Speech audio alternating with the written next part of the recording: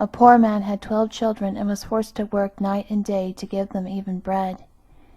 When therefore the 13th came into the world, he knew not what to do in his trouble, but ran out into the great highway, and resolved to ask the first person whom he met to be godfather.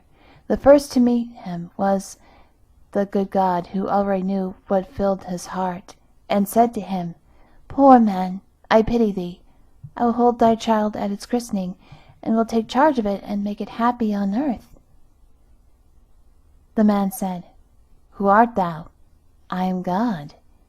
"Then I do not desire to have thee for a godfather," said the man. "Thou givest to the rich, and leavest the poor to hunger." Thus spoke the man, for he did not know how wisely God apportions riches and poverty. He turned therefore away from the Lord, and went farther.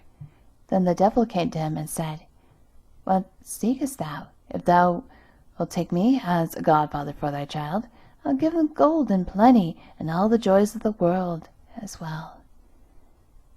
The man asked, "Who art thou?" "I am the devil." "Then I do not desire to have thee for godfather," said the man. "Thou deceivest man, and leadst them astray." He went onwards, and then came to Death, striding up to him with withered legs, and said, "Take me as godfather." The man asked, "Who art thou?" "I am Death, and I make all equal." Then said the man, "Thou art the right one. Thou takest the rich as the poor without distinction. Thou shalt be godfather." Death answered, "I will make thy child rich and famous, for he who has me for a friend can lack nothing." The man said, "Next Sunday is the christening. Be there at the right time." Death appeared as he had promised, and stood godfather quite in the usual way. When the boy had grown up, his godfather one day appeared, and bade him go with him. He led him forth into a forest, and showed him an herb which grew there, and said, "Thou shalt receive thy godfather's present. I'll make thee a celebrated physician. When thou art called to a patient, I will always appear to thee.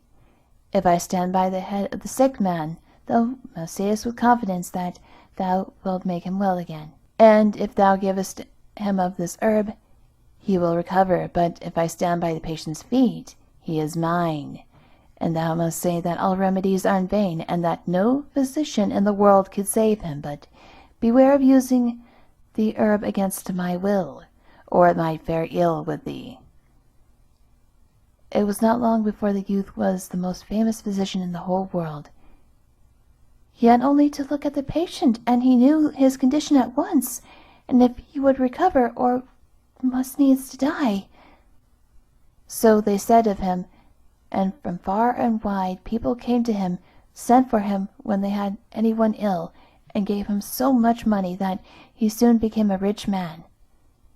Now it so befell that the king became ill, and the physician was summoned, and was to say if recovery were possible.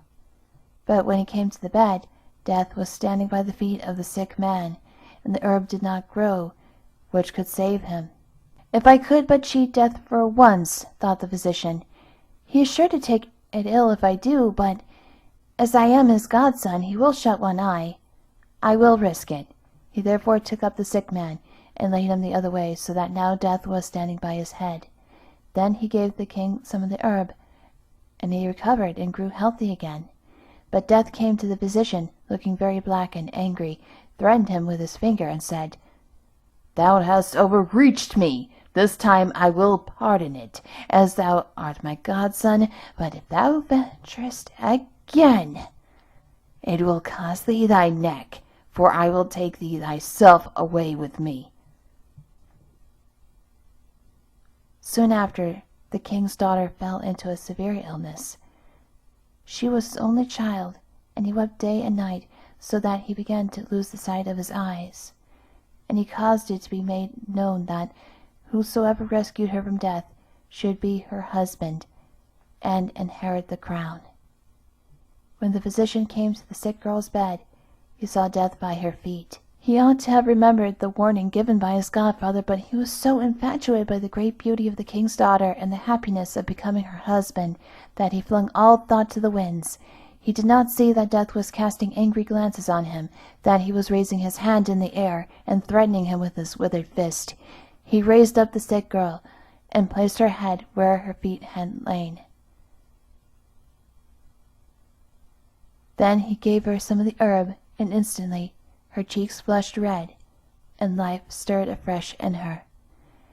When Death saw that for a second time he was defrauded of his own property, he walked up to the physician with long strides and said, "All is over with thee, and now the lot falls on thee," and seized him so firmly with his ice-cold hand that he could not resist, and led him into a cave below the earth. There he saw how thousands and thousands of candles were burning in countless rows, some large, others half-sized, others small. Every instant some were extinguished, and others again burned up, but the flames seemed to leap hither and thither in perpetual change. "See," said Death, "these are the lights of the men's lives. The large ones belong to children, the half-sized ones to married people in their prime. Little ones belong to old people, but children and young folks likewise have often only a tiny candle." "Show me the light of my life," said the physician, and he thought that it would be still very tall. Death pointed to the little end, which was just threatening to go out, and said, "Behold, it is there." Dear godfather," said the horrified physician, "light a new one for me. Do it for love of me, that I may enjoy my life, be king and the husband of the king's beautiful daughter." "I cannot," answered Death.